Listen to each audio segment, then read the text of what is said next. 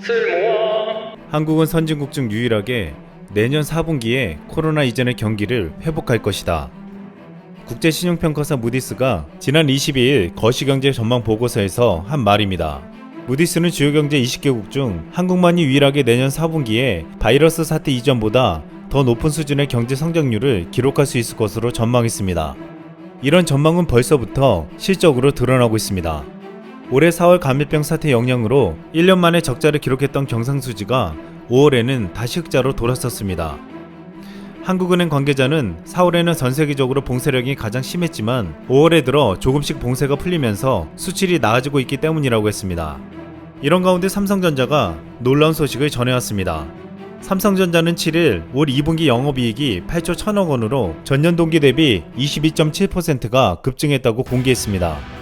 이는 예상을 뛰어넘는 어닝 서프라이즈로 삼성전자 매출의 3분의 2 이상을 차지하는 반도체 역할이 컸던 것으로 분석되었습니다. 특히 바이러스 사태로 서버용 메모리 반도체가 특수를 맞았던 것이 결정적이었다고 보고 있습니다. 또한 여기에는 그동안 삼성이 투자한 인프라로 대규모 공급이 가능했기에 얻을 수 있는 결과였다고 보고 있습니다.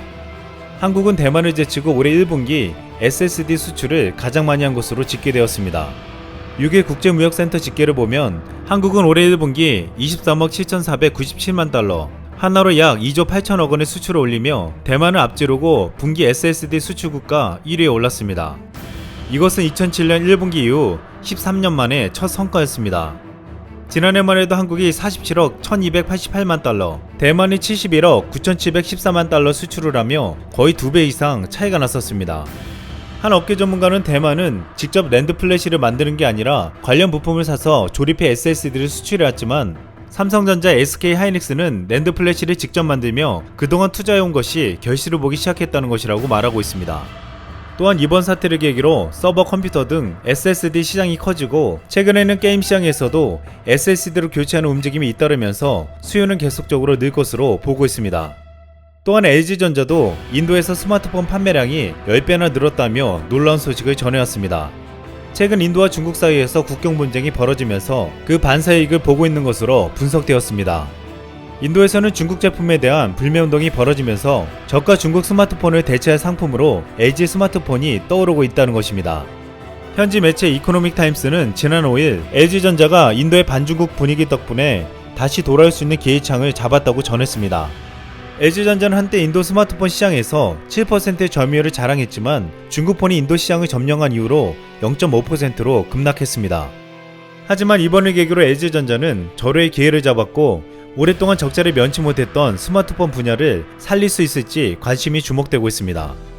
현대차도 최근 세계 최초로 수소 트럭을 양산했다고 알렸습니다. 현대자동차는 6일 전남 광역시 광양항에서 수소트럭 액션2 수소 전기트럭 10대를 선적해 스위스로 수출했다고 발표했습니다. 이번에 생산 수출되는 수소트럭은 스위스에서 현대차와 스위스 스타트업 H2에너지가 세운 HMM이라는 합작회사를 통해 일종의 리스 형태로 판매될 예정입니다. 또한 현대차는 스위스 현지 에너지 기업들과 H2에너지 협력관계를 맺고 수소 충전소 건설과 수소 공급 시스템에 나서기로 했습니다. 현대차는 지금 스위스 수출을 시작으로 노르웨이, 독일, 네덜란드, 오스트리아 등 공급 지역을 유럽 전역으로 확대하고 나아가 북미 상용차 시장에서도 진출할 계획입니다. 정세균 국무총리는 지난 1일 우리 경제가 수소 경제 세계 1등의 기회가 눈앞에 있다며 2040년까지 1000개의 경쟁력 있는 수소 전문 기업을 양성하겠다고 했습니다.